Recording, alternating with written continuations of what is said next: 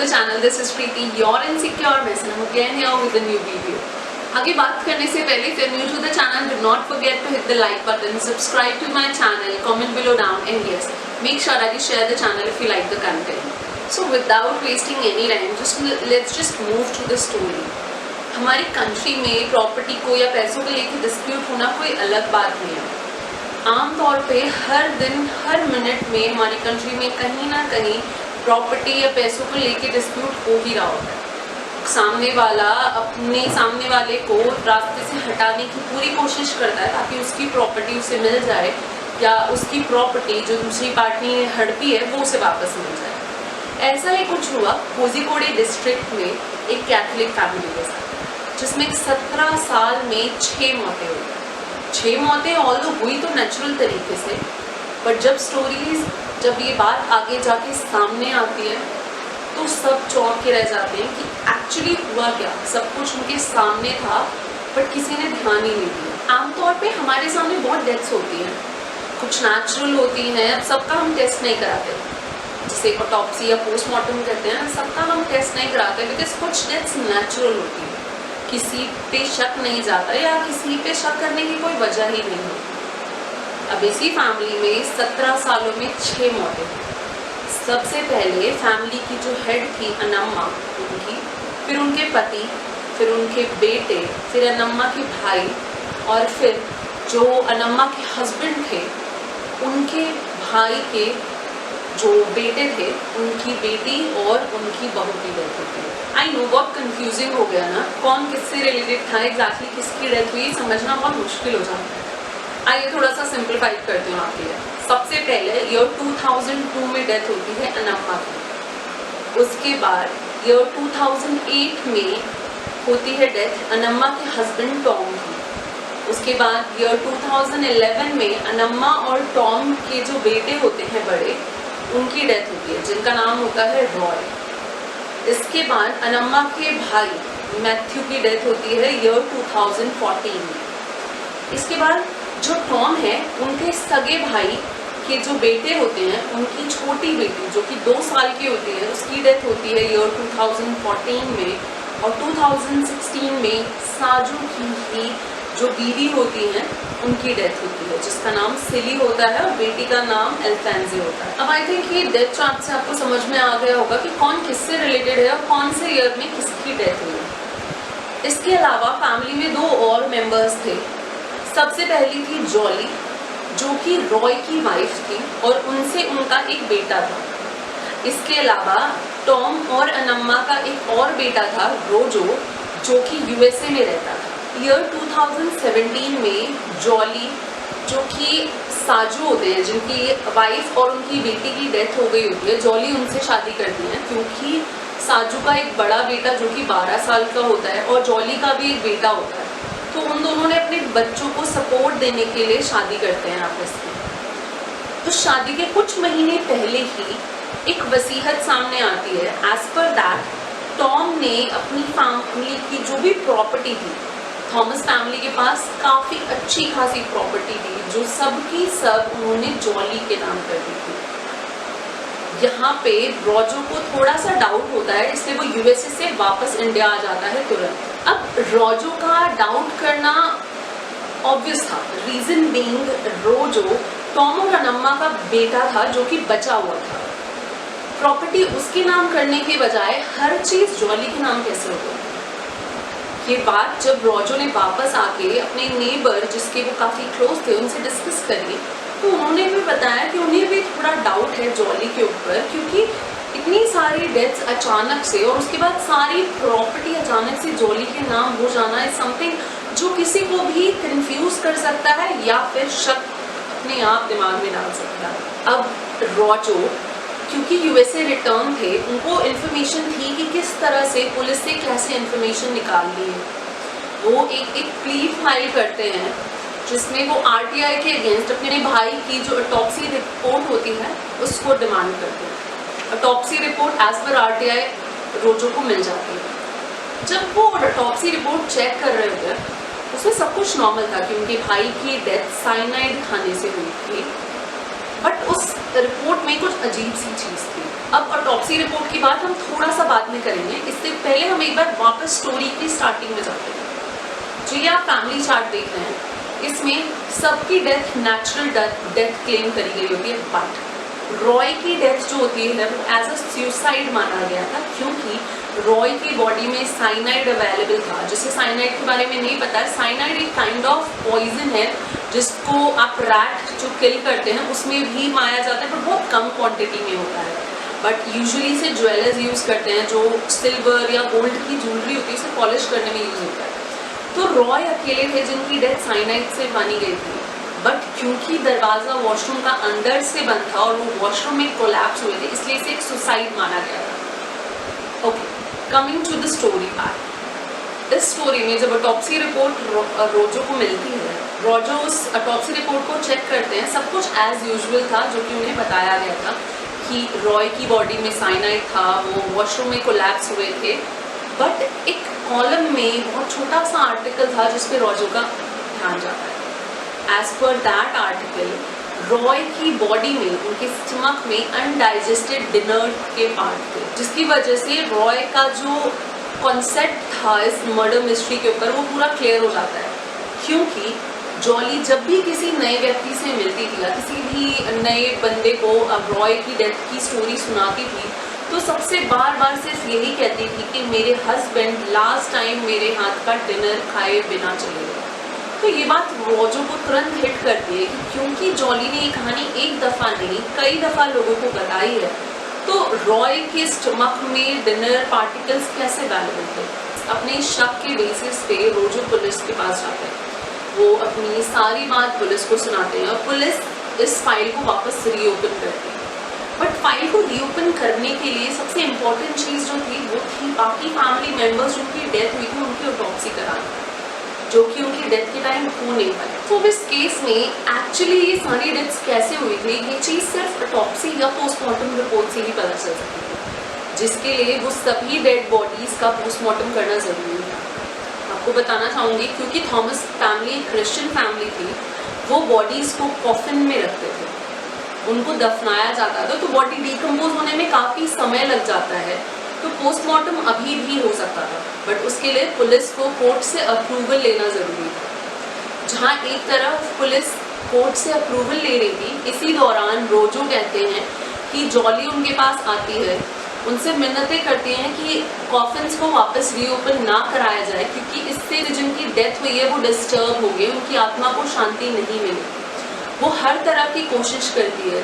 सारे रिलेटिव्स और नेबर्स ये भी कहते हैं कि उस मोमेंट पे जॉली बहुत रेस्टलेस हो गई थी, बहुत इजीली पैनिक करती थी। इसके अलावा रोजो कहते हैं कि जब कॉफिन जिस दिन निकलना था, इससे एक दिन पहले जॉली उनके पास आती हैं और उनके सामने एक बात कहती हैं कि हम ये जो प्रॉपर्टी का डिस्प्यूट है उसे ख़त्म करते हैं, आप सारी प्रॉपर्टी ले लो, पर इस केस को यहीं ख़त्म करो। पे जो डाउट था वो क्लियर हो जाता है, इसलिए वो डिनाई कर देते हैं। इसके बाद कॉफिन बाहर निकाले जाते हैं। सभी 6 के 6 जिन लोगों की डेथ हुई थी उन सबका वापस पोस्टमार्टम कराया जाता है। एंड पोस्टमार्टम रिपोर्ट बहुत ही शॉकिंग होती है पूरी थॉमस फैमिली और उनके रिलेटिव्स के लिए। ये सारी 6 की 6 डेथ्स जो हुई थी, हर किसी की बॉडी में साइनाइड प्रेजेंट था, मतलब हर किसी की डेथ पॉइजन से हुई। 2019 में जब ये ऑटोप्सी रिपोर्ट सामने आती है, सबसे पहले पुलिस जाके जॉली को पकड़ती है, उसके ऊपर प्रेशर बढ़ता है और जॉली को पता था एट दिस मोमेंट वो फंस चुकी है, उसे चीज़ें एक्सेप्ट करनी पड़ेगी। जॉली सब कुछ एक्सेप्ट करती है, बट उससे पहले जॉली ने कुछ झूठ बोले थे जिसकी वजह से पुलिस का उस पर डाउट बढ़ता है। जॉली ने कहा था कि वो NIT कालीकट में एज अ प्रोफेसर काम करती है। इनफैक्ट जॉली के पास वहाँ के ओरिजिनल ID कार्ड और कुछ वैलिड पेपर्स भी अवेलेबल थे, बट क्योंकि जॉली के ऊपर पुलिस को ऑलरेडी शक था, पुलिस वो पेपर्स और वो ID कार्ड रीवेरीफाई कराती NIT कालीकट में कॉल करती। वहाँ से पता चलता है जॉली थॉमस नाम की कोई भी प्रोफेसर NIT कालीकट में कभी एम्प्लॉयड थी ही नहीं। अब सबसे पहला डाउट ये आता है कि फैमिली इस चीज़ को मानने के लिए रेडी नहीं होती, क्योंकि 15 इयर्स से जॉली रोज़ सुबह कॉलेज के लिए जाती थी और शाम को वापस आती थी। जब पुलिस प्रेशर डालती है तो जॉली एक्सेप्ट करती है कि उसने NIT कालीकट के पास एक फ्लैट ले रखा था जहाँ वो दिन भर रहती थी, और जब कोई भी रिलेटिव या कोई भी उससे मिलने आता था तो वो कॉलेज के कैंपस में जाके उनसे मिल लेती थी, जिसकी वजह से किसी को कभी उस पर शक ही नहीं। जब पुलिस ने ऑटोप्सी रिपोर्ट की बेसिस पे जॉली पे प्रेशर बढ़ाया कि सभी फैमिली मेम्बर्स के पास साइनाइड कैसे अवेलेबल था, उसके अलावा सभी की डेथ के टाइम जॉली का उन सबके साथ प्रेजेंट होना एक डाउट की बात है। अब आप सोच रहे होंगे कि फैमिली की मेंबर थी, सबके पास प्रेजेंट होगी। एग्जैक्टली थॉमस, अनम्मा और रॉय के केसेस में ये समझ आता है, बट साजू की जो बेटी थी और उनकी वाइफ सी जिनकी डेथ हुई थी, उनके पास भी लास्ट टाइम पे जॉली प्रेजेंट थी, जो कि पुलिस के शक को पुख्ता कर रही। अब जॉली को पता था झूठ बोलने का कोई फायदा नहीं, सच अपने आप सामने आ जाएगा। जॉली सब कुछ एक्सेप्ट करती है और जॉली बताती है पूरी स्टोरी अपने शब्दों में। ईयर 1998 में जॉली की शादी होती है रॉय से। जब वो थॉमस फैमिली में आती है, वो देखती है सारे जो फैमिली के डिसीजंस थे वो अनम्मा लेती थी। अनम्मा यानी जॉली की मदर, हर डिसीजन, हर चीज़ में अनम्मा का राज था। जॉली को पता था इस फैमिली में या प्रॉपर्टी पे किसी पे भी हक जताने के लिए सबसे पहले अनम्मा को रास्ते से हटाना पड़ेगा। इसीलिए ईयर 2002 में अनम्मा के मटन सूप में जॉली साइनाइड मिला के उनकी हत्या करती है। इसके बाद जॉली को लगता है कि सब कुछ उनके हाथ में आ जाएगा, पर ऐसा नहीं होता। अनम्मा के जो हस्बैंड होते हैं टॉम, सब कुछ उनके हाथ में आता है, सब कुछ वो देख रेख करने लगते हैं। इसके बाद टॉम डिसाइड करते हैं कि वो जो अपनी फैमिली की प्रॉपर्टी है उसके लिए एक विल बनाएंगे और अपनी जो भी प्रॉपर्टी है उसको इक्वली रोजो और रॉय दोनों में डिवाइड कर देंगे। बट जॉली को ऐसा नहीं चाहिए था, इसीलिए जॉली ने 2008 में टॉम को साइनाइड खिलाया और उनका मर्डर किया विल बनाने से पहले। इसी दौरान जब उनकी डेथ होती है तो जॉली जब NIT कालीकट जाती थी, उनकी मुलाकात उनके एक दोस्त जॉनसन से होने लगती है, जिनके साथ उनकी नज़दीकियाँ बढ़ती हैं और जॉली को उससे प्यार हो जाता है। अब जॉली को जॉनसन से शादी करने के लिए सबसे पहले तो अपने हस्बैंड से छुटकारा पाना ज़रूरी था। उसके अलावा जॉनसन खुद भी मैरिड था, तो उसकी वाइफ को भी रास्ते से हटाना ज़रूरी था। इसीलिए जॉली जॉनसन की वाइफ को साइनाइड देने की कोशिश करती है, बट जॉनसन की वाइफ बच जाती है। जॉली का प्लान फेल हो जाता है। बट ईयर 2011 में अपने हस्बैंड रॉय को साइनाइड दे देती है, जिससे रॉय की डेथ हो जाती है। अब रॉय की डेथ के बाद उनके जो मामा थे, सगे मामा मैथ्यू, उन्हें डाउट होता है। जॉली के अगेंस्ट जाके वो टॉप्सी कराते हैं बॉडी, जिसकी वजह से पता चलता है कि रॉय की बॉडी में साइनाइड प्रेजेंट था, बट क्योंकि दरवाज़ा अंदर से बंद था इसलिए इसे सुसाइड करा दिया जाता है पुलिस की ओर से। अब रॉय की डेथ के बाद जॉली का रास्ता साफ हो गया था, वो आराम से जॉनसन के साथ रह सकती थी, पर यहाँ पे जॉली की जो लालच है वो कम नहीं होती। जॉली देखती है कि जो टॉम है, उनके जो भाई हैं, उनका बेटा साजू, उसके पास भी काफ़ी अच्छी खासी प्रॉपर्टी है और उस प्रॉपर्टी को हथियाने के लिए उसको साजू से शादी करना ज़रूरी है। इसीलिए ईयर 2014 में उनकी 2 साल की बेटी, जिसका नाम अल्फांजे होता है, उसके दूध में साइनाइड मिला के उसकी हत्या कर देती है। उसके अलावा 2016 में सिली, जो कि साजू की वाइफ हैं, उनका मर्डर करती है। अब जो साजू है, उनके एक बड़ा बेटा होता है जो 12 साल का होता है। अब आप सोच रहे होंगे कि जॉली को अगर मारना ही था तो दोनों ही बच्चों को क्यों नहीं मारा, क्योंकि जो साजू का बड़ा बेटा था वो 12 साल का था, वो खुद को संभाल सकता था। बट जॉली नहीं चाहती थी किसी 2 साल के बच्चे का बोझ उठाना, इसलिए वो 2 साल की बच्ची को साइनाइड देके मार देती। इसके बाद ईयर 2017 में जॉली शादी करती है साजू से। कहा जाता है पुलिस के अकॉर्डिंग इसके बाद जॉली का जो नेक्स्ट टारगेट था वो साजू था, ताकि वो साजू को साइनाइड खिला के मार के अपने जो फर्स्ट लव जॉनसन है उससे वापस शादी कर सके। बट इसी बीच क्योंकि रॉजो को शक हो जाता है, उन सभी कॉफिन्स को निकाल के उनका पोस्टमार्टम किया जाता है, जॉली यहाँ पकड़ी जाती है। अब आप सोच रहे होंगे जॉली को एग्जैक्टली साइनाइड मिलता कहाँ से, क्योंकि साइनाइड बेचना इलीगल है और इजीली आपको मिलेगा नहीं। बट क्योंकि मैंने इस वीडियो के स्टार्टिंग में ही बताया आपको, साइनाइड रैट किलर जो पॉइजन्स होते हैं उसमें बहुत कम मात्रा में होते हैं, बट जो जूलर्स साइनाइड यूज़ करते हैं वो प्योर साइनाइड होता है। इसीलिए जॉली से जब पूछताछ हुई तो जॉली ने बताया उसके रिलेटिव टेस मैथ्यू से मंगाती थी। एमएस मैथ्यू ज्वेलर को जानते थे जिसका नाम प्राजी कुमार था। वो उस ज्वेलर को कुछ पैसे देके उससे साइनाइड लिया करते थे।